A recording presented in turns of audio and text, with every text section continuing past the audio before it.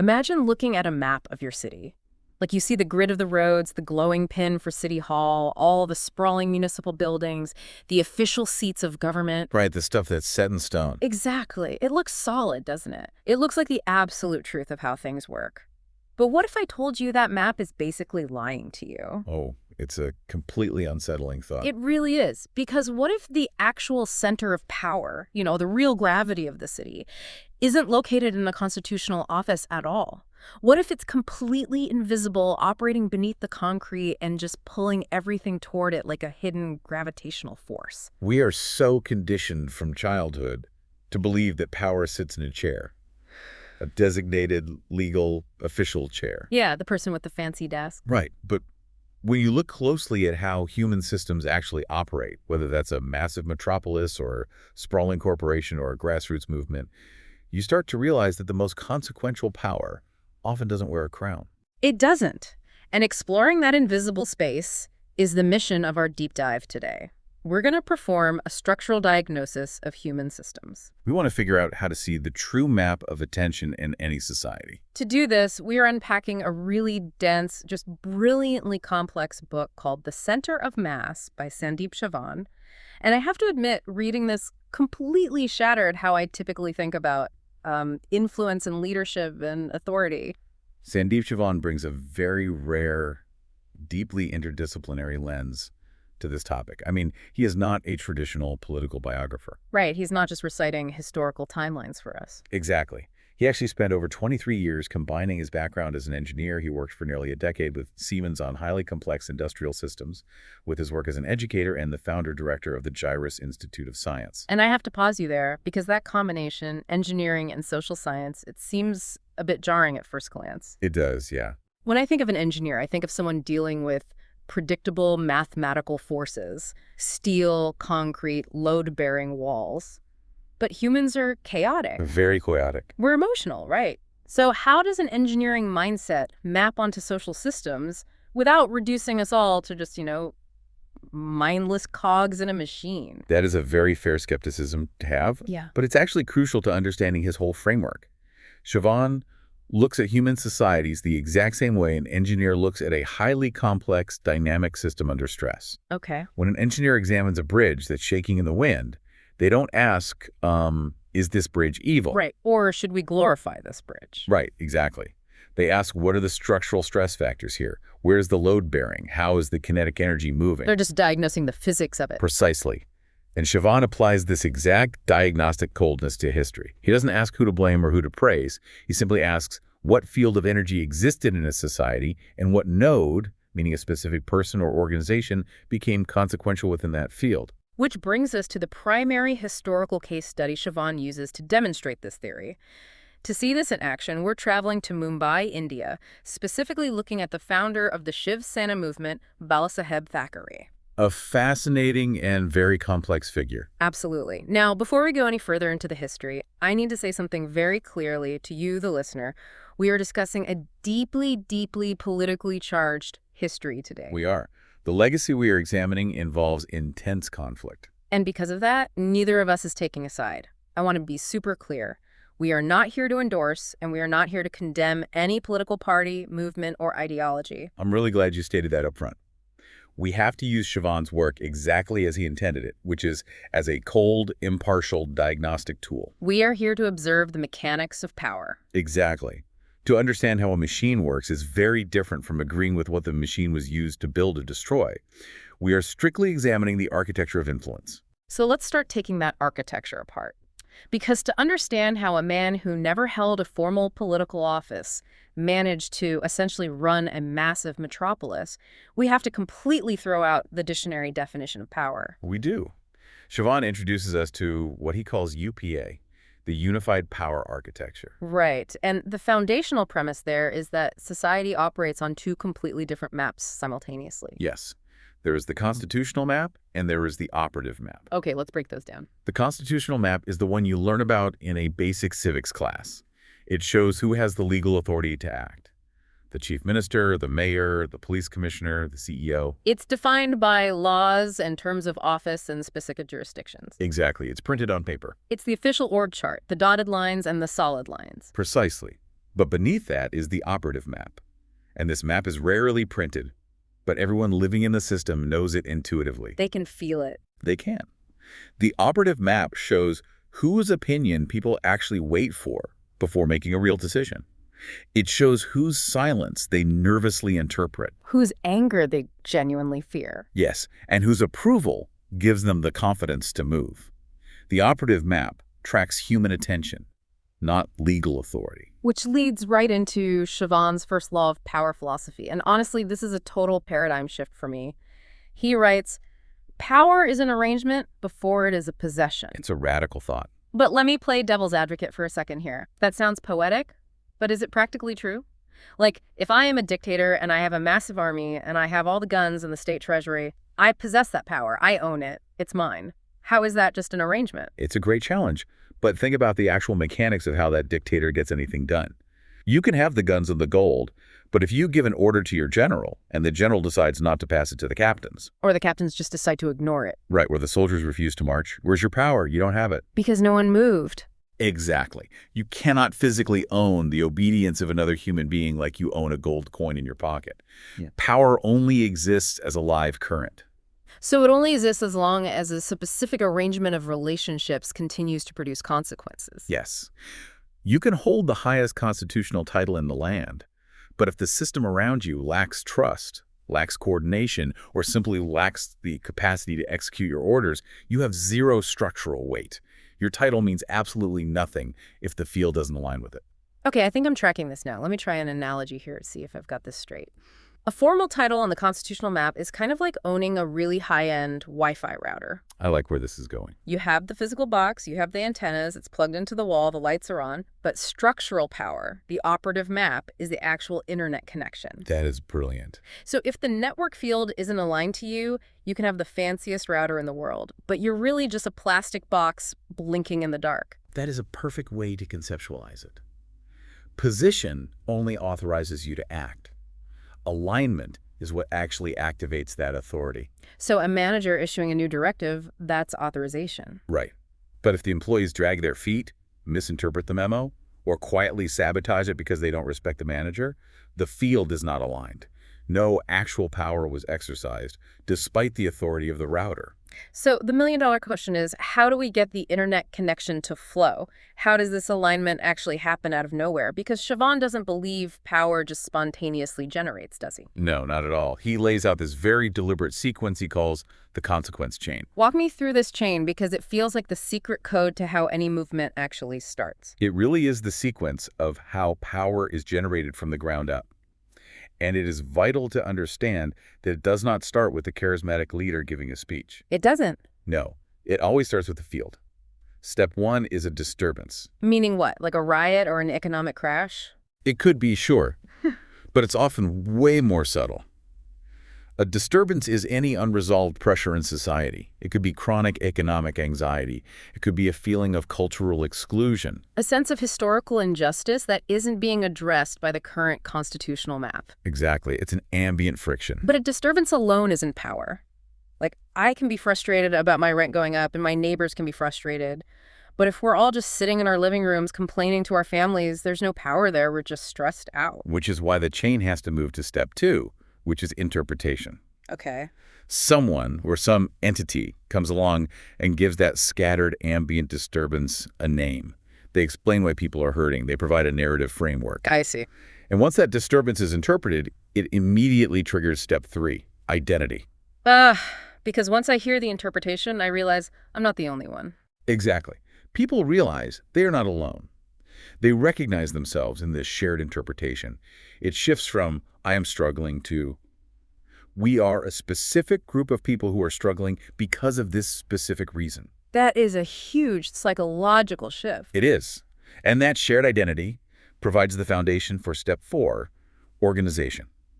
You can't organize a disturbance, but you can organize an identity. So now we have structure, we have meetings, we have leaders, we have communication channels. Yes, and once organized, we reach step five, coordinated behavior. Because the group is organized around a shared identity, they can finally act together in a predictable, synchronized way. Which finally produces step six, consequence. The system actually changes because of their collective action. The constitutional map is forced to respond to the operative map. You got it. That is the chain. Disturbance, interpretation, identity, organization, coordinated behavior, consequence. That is an incredibly clarifying sequence. It makes power feel less like a magic trick and more like an electrical circuit board. It demystifies the whole process. It really does. But it brings up a massive paradox. If power is just this vast arrangement of the field, what causes an entire field, I mean a chaotic city of millions of people, to arrange itself around one specific person? This is where we get to the core thesis, the title of the book itself, The Center of Mass. Chavan borrows a fundamental concept from physics here. Let's hear it. In physics, if you have a highly complex distributed body, say, an oddly shaped piece of metal, it has a center of mass. It's the specific, calculable point where all the distributed mass of that object can be analyzed as a whole. It's where the object balances. Right. If you throw it in the air, it rotates around that invisible point. I remember this from high school physics, actually. Even if the object is shaped like a boomerang, the center of mass might actually be hovering in the empty space in the middle of the curve, right? Yes, it doesn't even have to be solid matter. Now, map that onto human systems. We aren't talking about physical kilograms or gravitational physics. We are talking about social weight. And what makes up social weight? Things like loyalty, memory, fear, expectation, even financial resources. When a social system is under intense pressure, all of that distributed social weight begins to converge on a single node. The entire society starts to orbit that point. Because that node is the only thing capable of balancing the conflicting forces. Let's ground this in the Bombay case study to see how the center of mass actually forms. Let's look at the field of Bombay in the 1960s. And just for historical clarity, the city was officially called Bombay then, before it was renamed Mumbai in 1995. Right. Good to clarify. This was a city built by massive, rapid accumulation. You had colonial capital, you had merchant networks, and you had these massive textile mills drawing in huge amounts of labor from the deep countryside. It was a city of extreme motion, extreme wealth creation. But absolutely not equal mobility. No, not at all. It was a textbook pressure field. You have to look at the political context of the time. The creation of the state of Maharashtra happened in 1960. And Bombay became the capital. Yes. Now, on the constitutional map, that settled things. The borders were drawn. The paperwork was done. Right. But it didn't settle the psychological and economic anxieties of the people living there. You had a massive Maratha-speaking working class who felt entirely overlooked in their own linguistic state. They felt culturally and economically secondary to the industrial elites and the incoming migrant labor force. Exactly. The wealth was passing through the physical geography of their city, but it wasn't reaching their pockets or elevating their social standing. So the step one disturbance is definitely there. It's palpable. But as we just learned from the consequence chain, a disturbed field doesn't just automatically spawn a cohesive movement out of thin air. No, it requires interpretation. And Chavan makes a huge counterintuitive point here. He says the field prepares the node. This is a vital correction to how we usually read history. We have this great man theory of history, right? Yeah, the idea that a genius leader descends from the heavens, imposes their will on the masses, and creates a movement through sheer charisma. Chavan argues the exact opposite. The field creates the conditions. The node is just the one who steps into the vacuum. Balasaheb Thackeray did not wake up one day and invent the anxiety of the 1960s mill worker. Right. His background wasn't even in political science. He started as a cartoonist for the Free Press Journal. And that detail is structurally massive. Think about what a cartoonist actually does. They are trained to observe incredibly complex, swirling, abstract political dynamics and compress them into a single, sharp, memorable, instantly recognizable image. They deal in visual and emotional shorthand. Yes. That is fascinating. He wasn't trained as a policy wonk who writes 50-page white papers. He was trained to capture the emotional truth of a moment in a single frame. And he took that exact skill set and started his own publication called Marmik. And Marmik was basically the pure embodiment of the interpretation stage of the consequence chain. It absolutely was. He used cartoons, satire, and very direct, unapologetic language to name the disturbance. He took all these scattered, private, isolated frustrations, like the bank clerk getting passed over for a promotion, the migrant worker struggling for housing, the general feeling of cultural disrespect.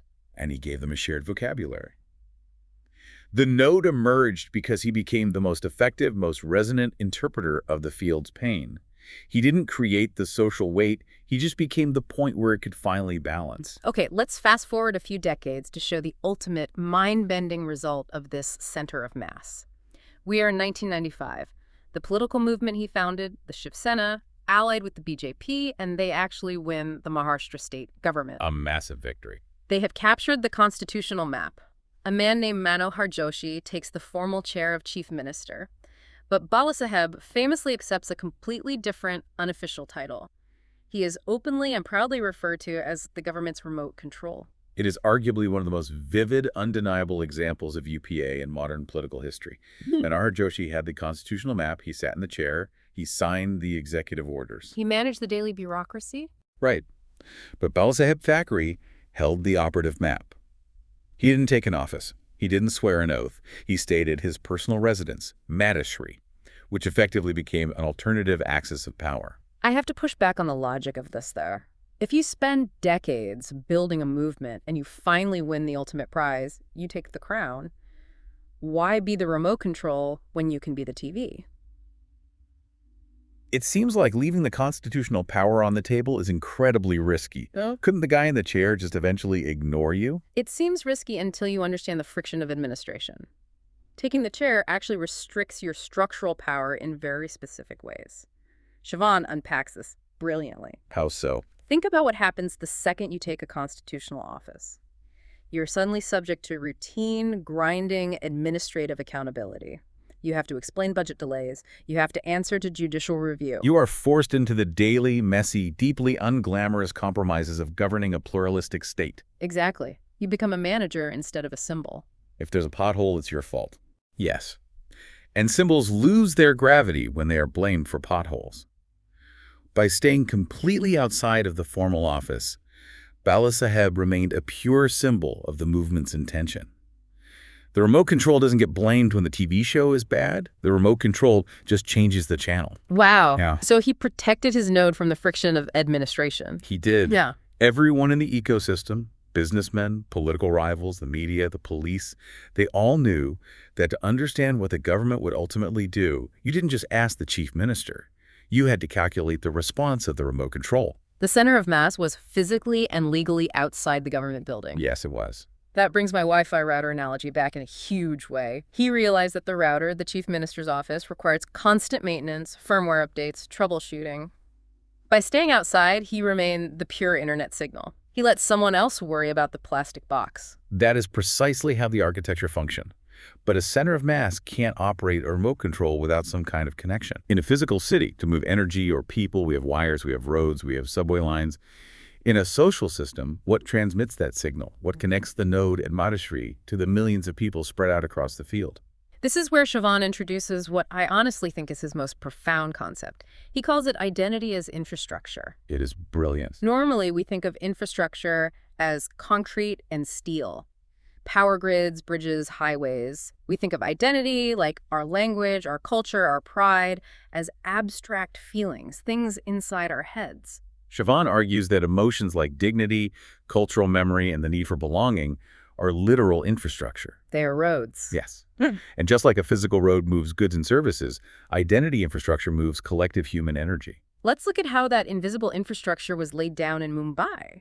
Balasaheb took that unnameable frustration we talked about in the 1960s, and he gave it a human shape.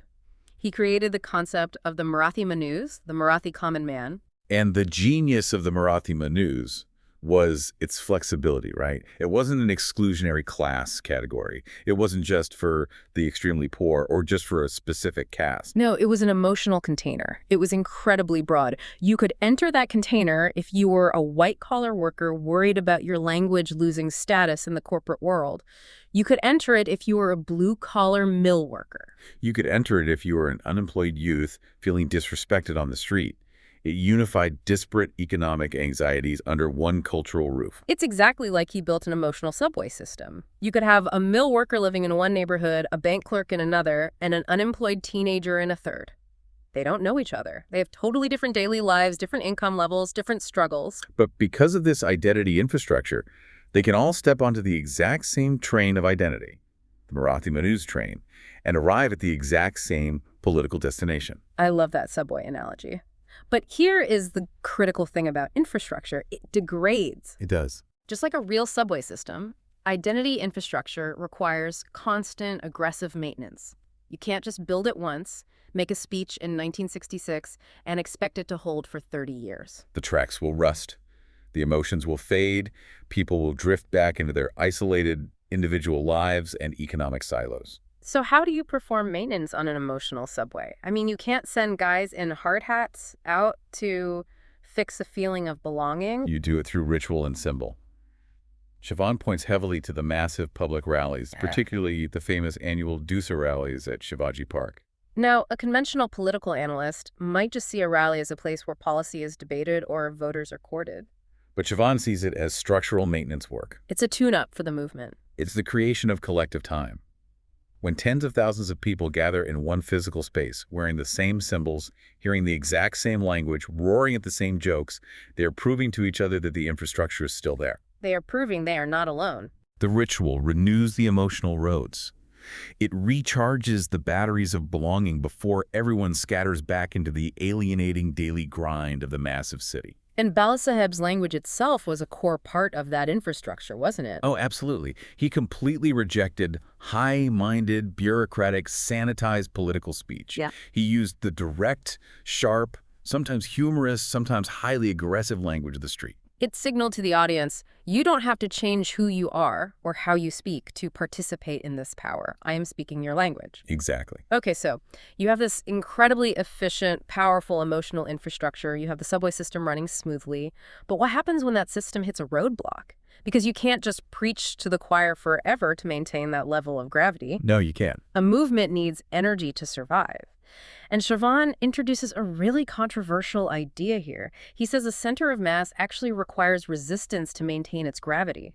He says movements use conflict as a tool for reorganization. Yes. Conflict is not a failure of the system. Yeah. In many ways, it is the fuel. Chavan calls this process hardening. Break that down for me. Why is conflict necessary? Doesn't conflict risk destroying the movement? It carries risk, sure, but think about the psychology of belonging. You can tell a group of people, we are united, we are brothers, every single day for a year, and eventually it just becomes background noise. It feels abstract. Exactly. People start worrying about their individual problems again. But the moment an external force challenges that group, whether they insult their symbols or threaten their resources or challenge their history, the internal we instantly sharpens. It hardens. The boundary becomes visible because someone is pushing against it. Exactly. Conflict gives belonging an edge. It clarifies instantly who is inside the boundary and who is outside. And if there is no threat? If there is no threat, the field starts asking boring, routine questions about municipal budgets, garbage collection, and water pipes. If there is a threat, the field abandons those administrative demands and returns to the center of mass for protection and identity defense. So by constantly engaging in conflict, the movement delays the routine questions of administration because the field is constantly returned to a defensive, mobilized posture. It allows the leader to demonstrate resolve, to appear bolder and more necessary than regular politicians who are constrained by official decorum. It keeps the center urgent. Without friction, the gravity dissipates. It does. This brings us to a massive, flashing red warning light in this deep dive. And I want to remind you, the listener, again, of our impartiality directive. We are analyzing the brilliant structural efficiency of this system. We are marveling at the engineering of the emotional subway. But as Chavan makes incredibly clear in his work, we absolutely must separate structural explanation from moral justification. This is the most crucial ethical boundary in the entire UPA framework. Chavan is very careful to introduce a concept called the externalized cost of alignment. Let's spend some time on this, because it sounds a bit academic, externalized cost, but it is actually deeply human and often very tragic. Walk us through it. When a movement builds this incredible identity infrastructure, it provides immense psychological and material benefits to the people inside it. It restores dignity to those who felt ignored. It provides access to jobs and resources. It creates a powerful, intoxicating sense of home. But an infrastructure that tells you exactly who belongs also, by definition, tells you exactly who does not belong. It draws a hard boundary. And boundaries have two sides. Always. And the externalized cost is what happens to the people on the other side of that boundary.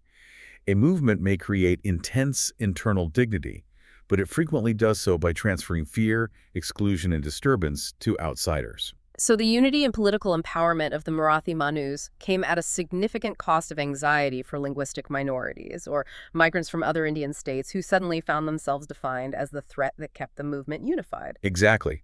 The internal cohesion is paid for by externalizing the stress onto others. So this is the question I kept asking myself while reading these chapters. Does understanding the structural genius of a leader mean we have to excuse the historical harm they might have caused? If we sit here and say, wow, he built an amazing power architecture, are we essentially giving them a moral free pass because they were effective engineers of society? Chavan is totally uncompromising on this point. The answer is an absolute no. Political effectiveness is not proof of ethical legitimacy. I feel like we should say that again. Well, you repeat it, because it's the bedrock of how we must apply his philosophy. Political effectiveness is not proof of ethical legitimacy. Just because the machine worked perfectly doesn't mean it was right to turn it on. Precisely. A system can be structurally brilliant, highly coordinated, and capable of generating immense loyalty while simultaneously producing unjust, exclusionary, or violently coercive outcomes. So UPA gives us a cold diagnostic tool to see how the power was assembled. It shows us the wiring. But it leaves the moral judgment of the results entirely to the observer. To explain the architecture is not to absolve the architect. We have to be mature enough to hold both realities at the same time. The reality of profound structural influence and the reality of the human cost of that influence. It is a tough tightrope to walk. But it's so necessary. Otherwise, we just fall into either blind worship of a leader because they were powerful or blind dismissal of them because we don't like them. And in both cases, we learn absolutely nothing about how the world actually works. That is the danger of purely emotional historical analysis. You blind yourself to the mechanics. And Chavan argues that these mechanics aren't just a localized Mumbai phenomenon. This isn't just about one party in India. No, he views the center of mass as a universal law of human systems. Yes. Let's zoom out. Let's look at the global comparative analysis part of the book. I was hoping we'd get here. We've spent a lot of time in 1995 Maharashtra, but Chavan takes this lens and applies it globally to prove that this architecture repeats itself across totally different cultures and fields. The fascinating thing about looking globally is that you realize different fields produce entirely different types of centers. The field always selects a node based on what the field is desperately lacking. Okay, let's look at one of his most interesting Western examples. Let's talk about Robert Moses in New York, because he seems like the total opposite of a grassroots populist. Robert Moses is a perfect example of power beyond office, but in a totally different flavor. In the mid-20th century, New York was a massively fragmented administrative field. You had 5 distinct boroughs, you had competing municipal agencies, overlapping jurisdictions, and a paralyzing layer of political patronage. The field desperately lacked decisive execution capability. It couldn't get out of its own way to build anything. So the disturbance was administrative paralysis. Yes. Now, Moses didn't organize a cultural identity movement like Bala Sahib. He didn't have people gathering at rallies in Central Park wearing his symbols. His followers weren't citizens looking for emotional belonging. No, his orbit consisted of engineers, bankers, contractors, and politicians who needed massive infrastructure projects built to prove the city was modernizing. So how did he become the center of mass without the emotional subway system? What was his infrastructure? He used public authorities and bond covenants. He realized that if he created independent public authorities like the Triborough Bridge Authority, he could issue bonds that were backed by the toll revenue of the bridges. And because those bonds were legally protected contracts, not even the mayor or the governor could touch that money or tell him what to do with it. He organized administrative, legal, and infrastructural alignment. He became the undisputed center of mass for concrete and municipal bonds. He bypassed the constitutional map of New York City entirely. That is wild. He held appointed positions. He was never elected to anything, but his structural weight far exceeded the actual mayors of New York because everyone knew he was the only node that could force that fragmented system to actually pour concrete. The field needed a bulldozer, so it selected Robert Moses. Let's pivot to a totally different environment, a corporate field. Steve Jobs at Apple. This one makes so much sense when you look at it through the UPA lens. Apple, in the late 90s, before Jobs returned, was a corporate field completely losing its coherence. It had brilliant engineers, but it lacked a unifying standard. It lacked an interpretation of what a computer should be. When Jobs returned, he didn't just become CEO on the constitutional map. He became the node through which all institutional vision, all design standards, and all cultural meaning were routed. He was the operative map of the company. Exactly. The entire massive corporation oriented around his anticipation. Employees didn't just ask, is this product functionally good? They asked, what will Steve think of this? His aesthetic and his standards became the invisible infrastructure connecting every department. He resolved the uncertainty of the corporate field. And on a completely different moral and historical plane, Chavan looks at Nelson Mandela in South Africa. Mandela is the ultimate example of a moral center of mass. Consider the field of South Africa in the early 90s. It was a nation emerging from the brutal, horrific disturbance of apartheid. The field was terrified.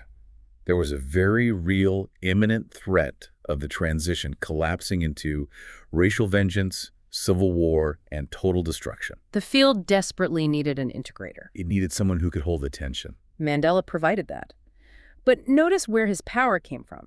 It didn't come from a gun, and initially it didn't come from a constitutional office. His structural weight came from his unimaginable sacrifice, 27 years in prison, his unimpeachable moral authority, and his unique ability to organize a narrative of national reconciliation. The field selected him because he was literally the only node capable of holding the opposing, violently disturbed forces together without triggering a collapse. It is brilliant how the unified power architecture applies to all three: the builder in New York, the visionary founder in Silicon Valley, the moral reconciler in South Africa. They all became the center of mass because they resolved the specific, acute uncertainty of their respective fields. Yes, exactly. But this leads me to the ultimate test of any center of mass. What happens when the node dies? The gravity of the sun is what keeps the planets in orbit, but what happens when the sun burns out? Can a center of mass simply be handed over in a legal will to a successor? This is where Chavan's framework shows its incredible predictive power. The short answer is absolutely not. You can transfer the constitutional office in a day. You can sign a piece of paper, have a swearing-in ceremony, and hand over the title of party president or CEO or chief minister. But you cannot transfer structural gravity in one piece. Because, going back to the first law, power isn't a possession, it's an arrangement. You can't bequeath an arrangement in a will. Exactly. When the founder dies, the original arrangement is fundamentally broken. The center of mass shatters. Think about what happens when a star goes supernova. The gravity doesn't just pass to the next nearest star, it scatters. Chavan points to what happened to Shiv Sena after Bala Saheb passed away. The field divided, factions emerged. Why? Because different successors inherited different fragments of his original power. It's like a political Horcrux splitting. That's a bit dark, but structurally, it's a very apt way to look at it. One faction might inherit the formal, constitutional organizational title. Another faction might inherit the emotional, on-the-ground loyalty of the core base. Another might claim the ideological purity of the early days. The center that used to effortlessly settle disputes now becomes the very object of the dispute. The field is thrust back into uncertainty, looking for a new node to resolve it. And Chavan points out a very specific, fascinating structural shift that happened later when Bala Saheb's son, Uddhav Thackeray, actually became the chief minister of Maharashtra. Bringing the analogies back, Uddhav didn't just want to be the pure Wi-Fi signal. He decided to become the physical router, too. And that was a fundamental change in the architecture of the movement. For the first time, the principal leader of the movement sat in the formal constitutional chair. The positional center and the operative center merged into one person. And that changes everything. Uddhav could no longer be just the symbolic remote control. He had to manage the state bureaucracy, handle a highly complex coalition government, deal with budgets, and respond to global crises. He had to answer for the potholes. He plugged himself into the administrative field, which means he instantly lost the immunity of being a pure symbol. Exactly. When you enter the administrative field, your power is measured differently by the public. You are judged on daily governance metrics, not just identity resonance. It proved Chavan's point that a legacy cannot survive purely on borrowed gravity from the past. The new node has to earn its own direct legitimacy in the present, through its own specific arrangements, or the field will eventually search for a new center. It just changes how you look at every headline, which brings us to the end of our diagnostic journey today. But I want to let you, the listener, know that the center of mass is really just one lens in a much broader framework. This is part of what is known as the Chavanian ecosystem. Yes, Sandeep Chavan's work extends far beyond this one book. He dives into what he calls universal energy dynamics, or UED, and constitutional geometry. He looks at these patterns of gravity and alignment across individual psychology, massive corporate organizations, and even draws parallels to the physical sciences. It is a massive, highly interconnected way of observing how the universe organizes itself. It really is an incredible mental model. And for you listening right now, the system thinkers, the political scientists, the corporate strategists, the urban planners, or just the curious researchers who want to know how the world really ticks, we invite you to use this UPA diagnostic. Take it to work with you tomorrow. Stop asking who officially holds the title of VP or director in your organization. Look past the org chart. Look at the operative map. Who do people actually consult when things go wrong? Whose silence makes the room nervous?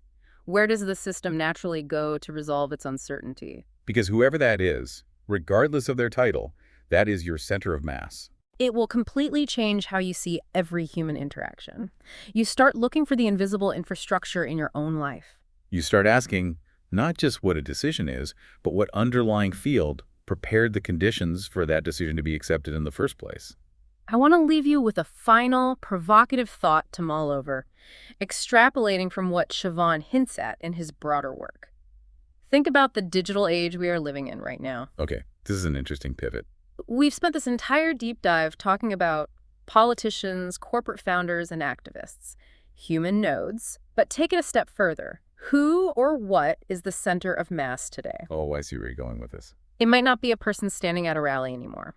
What if the new invisible center of mass, the thing organizing your city's behavior, categorizing your anxieties, directing your fears, and shaping your identity, is an algorithm on a digital platform? That is a chilling application of the theory. A platform that automatically interprets your disturbance, categorizes your identity, organizes your feed, and coordinates mass behavior without ever holding a single constitutional office or swearing an oath to the public. The ultimate remote control. Exactly. So next time you look at that map of your city on your phone, remember to look for the operative map, the map of attention and anticipated consequence lying right beneath it. It might just be glowing on the screen in your pocket.